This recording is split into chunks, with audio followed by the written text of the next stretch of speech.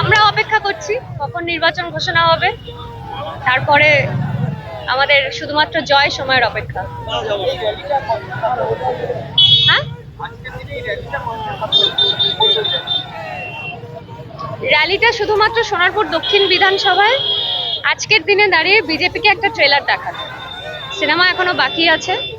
আর আমাদের সোনারপুর দক্ষিণ বিধানসভা তৃণমূল কংগ্রেস, শুধুমাত্র তৃণমূল কংগ্রেস নয়, এই যে এসআইআর এর নাম করে যেভাবে মানুষকে হয়রানি করা হয়েছে, মানুষকে বৈধ ভোটারের লিস্ট থেকে তাদের নাম চক্রান্ত করে বাদ দেওয়া হয়েছে, তার প্রতিবাদে বাংলার মানুষ এক হয়েছে।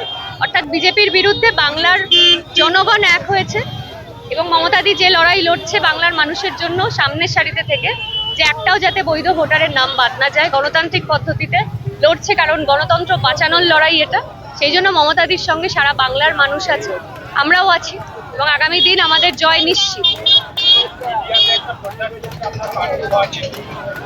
প্রার্থী কে হবে, কোথায় হবে সেটা দল ঠিক করে, এটা দলের সিদ্ধান্ত সম্পূর্ণভাবে। এই বিষয়ে আমরা কেউ কোনো কথা বলবো না।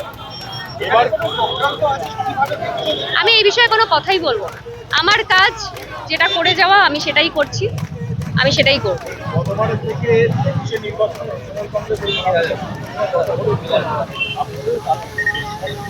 আমরা আশাবাদী যে তার থেকে মার্জিন বেশি হবে, কারণ এই 5 বছরে যেভাবে মমতাদির নেতৃত্বে উন্নয়ন হয়েছে পশ্চিমবঙ্গ সরকার, পথশ্রী প্রকল্প থেকে শুরু করে এত উন্নয়ন, যুবসাথী, লক্ষ্মীর ভান্ডার, এত কিছু মানুষ পেয়েছে এবং এত উন্নয়ন মানুষের ঘরে ঘরে পৌঁছেছে।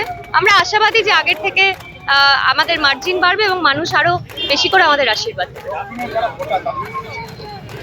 আশীর্বাদ দেবেন, আমাদের সাথে থাকবেন। এই লড়াই শুধুমাত্র আপনার আমার নয়, এই লড়াই বাংলার মানুষের, বাংলাকে বাঁচানোর, বাঙালিকে বাঁচানোর, বাংলা ভাষাকে বাঁচানোর লড়াই।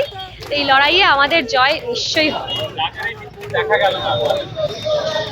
আমি তো সবাইকেই দেখতে পেয়েছি।